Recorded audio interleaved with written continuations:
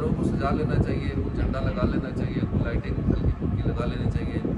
China کی لڑکیاں بڑی سستی آتی ہیں، تقریباً چند سو کی ایک لڑی آ جاتی ہوگی، تو ہمیں دیکھا دیکھی اور لوگوں کو ترغیب ملے گی۔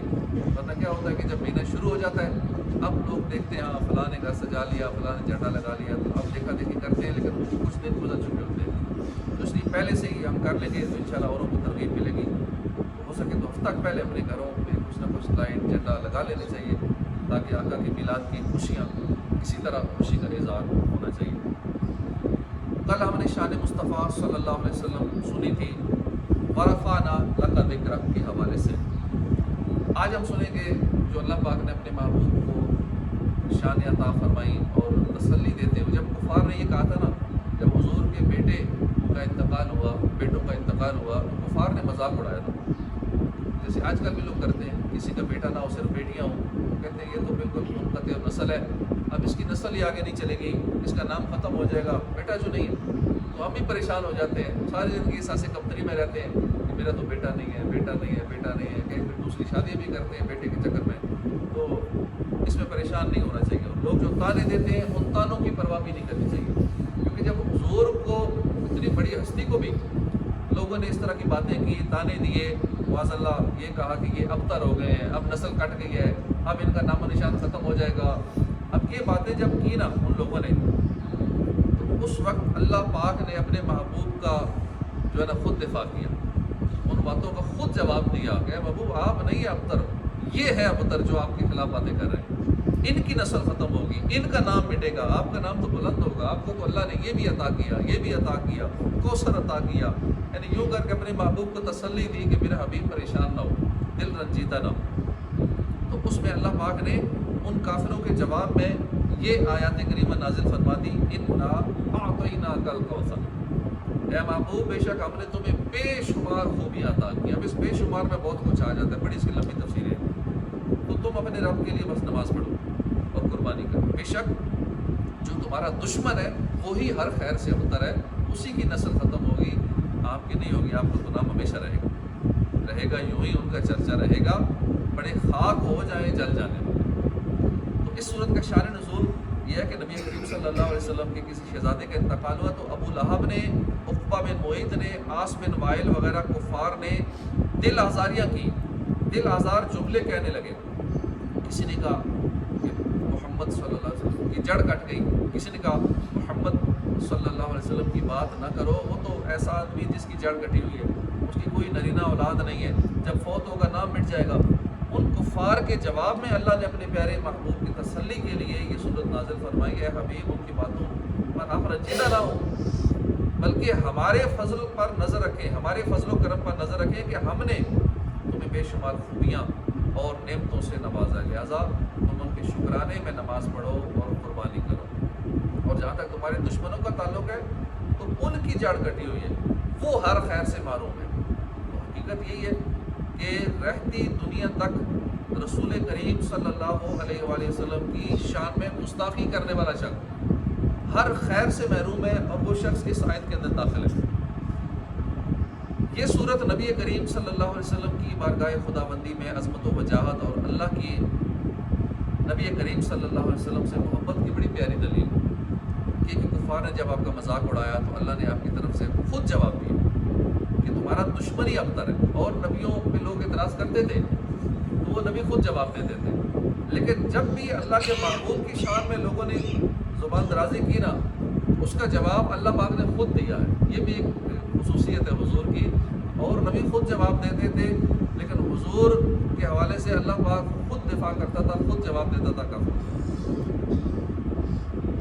اللہ پاک نے فرمایا کہ تمہارا دشمن ہی ابتر ہے، خیر سے محروم ہے، اور یہ محبت کی علامت ہوتی ہے کہ اگر کوئی محبوب پر اعتراض کرے تو محب اس کا جواب دیتا ہے۔ یہ انداز قرآن مجید میں دیگر کئی جگہوں پر بھی ہے، مثلا جب ولید بن مغیرہ نے نبی صلی اللہ علیہ وسلم کو دیوانہ کہا، مجنون کہا، تو اللہ تعالیٰ نے اس ولید کی جس نے حضور کو مجنون کہا 9 خامیاں اس کی بیان فرما دی، تو یہ ہے، تو یہ ہے، یہاں تک کہ ایک کا ترجمہ اس میں یہ بھی ہے کہ تو حرام کی اولاد ہے، حرامی ہے، جیسے یہ گالیں دی جاتی ہے نا، تو اللہ پاک نے یہ بھی اس کو اس کی خامی بیان کی. اور نبی کریم صلی اللہ علیہ وسلم کو فرمایا کہ تم اپنے رب کے فضل سے دیوانے نہیں ہو. اپنے محبوب کو تسلی دی آپ دیوانے نہیں ہو. ادھر سے اللہ پاک نے قرآن پاک کے اندر اس کی 9 خامیاں اور اتنا اسے ٹھیک ٹھاک یہ برا بلا اس کو کہا اس انداز میں کہ تو یہ ہے تو یہ ہے تو یہ ہے. یعنی اس نے ایک بات کی ادھر 9 باتوں سے اس کا جواب دیا گیا. اور اپنے محبوب سے فرمایا کہ اپنے رب کے فضل سے تم دیوانے نہیں. اسی طرح ابو لہب نے ایک موقع پر حضور کی شان میں گستاخی کی. اللہ پاک نے پوری سورت نازل فرمائی سورہ لہب. ابو لہب کے دونوں ہاتھ برباد ہو جائیں اور وہ ہلاک ہو ہی گیا. آیت میں فرمایا کہ اللہ نے نبی کریم صلی اللہ علیہ وآلہ وسلم کو کوثر عطا کیا، یعنی بے شمار خوبیاں عطا فرمائیں. کوثر کا لفظ یہ کثرت سے نکلا ہے اور مبالغہ کا سیگا. اس کے معنی بہت زیادہ، انلمیٹڈ، بے انتہا، جس کی کوئی حد ہی نہ ہو، وہ کچھ عطا فرمایا. اب وہ کثرت کون سی کثرت ہے؟ تعداد میں بھی ہو سکتی ہے، گنتی میں بھی ہو سکتی ہے. گنتیاں ختم ہو جائیں گی. اللہ پاک نے اتنا کچھ عطا فرمایا. گنتیوں کی بھی ایک لمٹ ہے نا، اربوں خربوں اور مزید کچھ اوپر جاتا ہے تو وہاں پھر آگے سے بھی لمٹ ہی ختم ہو جاتی ہے. لیکن اللہ نے وہ عطا فرمایا کہ گنتی میں بھی نہیں آ سکتا. اچھا وہ مقدار میں بھی، کوانٹٹی میں بھی نہیں آ سکتا. کوانٹٹی بھی ایک لمٹ ہوتی ہے، کلو 2 کلو 10 کلو اتنے مانیٹری ٹن، اور آگے جا کے اس کی بھی لمٹ ختم ہو جاتی ہے. لیکن مقدار میں بھی وہ کچھ عطا فرمایا کہ جس کی کوئی حد ہی نہیں ہے. اسی طرح ہر حوالے سے اللہ پاک نے اپنے محبوب کو کثیر عطا فرمایا. یعنی بعض نہیں عطا فرمایا کسی چیز کا کہ کچھ چیزیں دی تو بعض دی تو بعض نہیں دی، حسن دیا تو بعض دیا تو بعض نہیں دیا، کچھ اور خوبیاں دی تو معجزات دیے تو بعض دیے تو بعض نہیں دیے.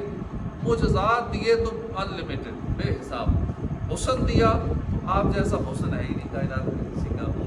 جو کچھ عطا فرمایا وہ دیا کہ جس کی حد ہی نہیں ہے. بس اس کی بڑی آگے تفصیل انشاءاللہ پھر کبھی اس موضوع پہ کلام کریں گے کہ الکوثر یہ جو سمجھ لیں کہ سپرلیٹو ڈگری، جو ایک ہائیسٹ ڈگری ہوتی ہے نا.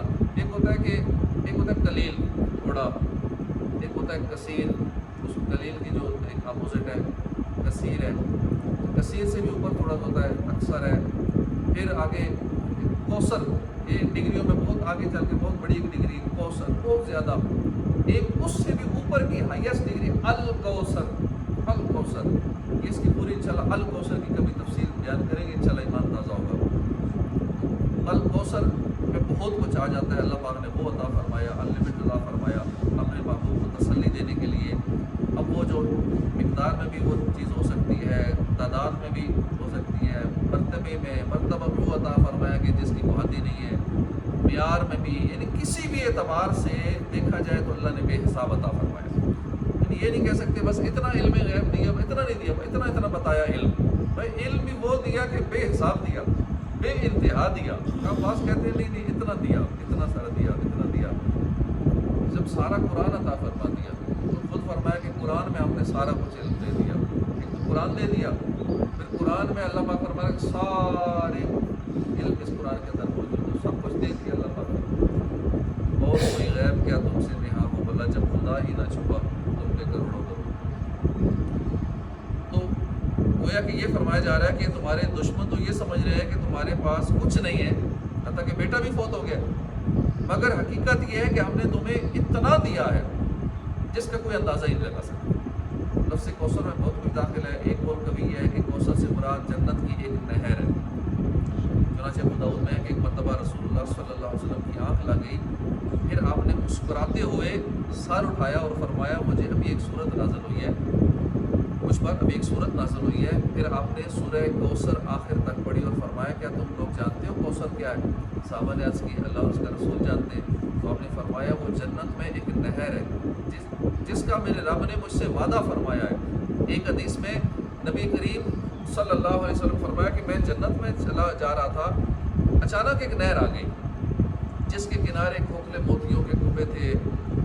میں نے کہا ہے جبریل یہ کیا ہے؟ انہوں نے عرض کی یہ کوثر ہے جو اللہ نے آپ کو عطا فرمائی ہے. پھر دیکھا تو اس کی خوشبو یا مٹی مہکنے والی کستوری کی طرح تھی. کوثر کے متعلق دوسرا قول یہ ہے کہ اس سے مراد حوض کوثر ہے. چنانچہ حضرت انس رضی اللہ عنہ بیان کرتے ہیں کہ رسول اللہ صلی اللہ علیہ وسلم ہمارے درمیان بیٹھے ہوئے تھے، اچانک آپ کو بھوک آ گئی.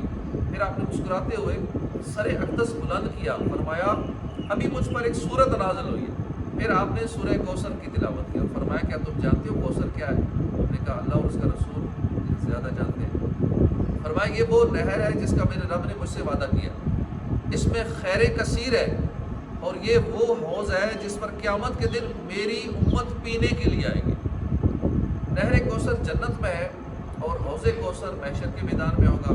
اس میں بھی جنت کے دو پرنالوں پر سے پانی گر رہا ہوگا۔ گویا کہ حوض کی اصل بھی جنت والی نہر کوثر ہے۔ حوض کوثر کی شان میں مسلم شریف کی حدیث کا خلاصہ یہ ہے کہ اس کے برتن تاریک رات میں صاف روشن آسمان پر چمکنے والے تاروں سے زیادہ ہے۔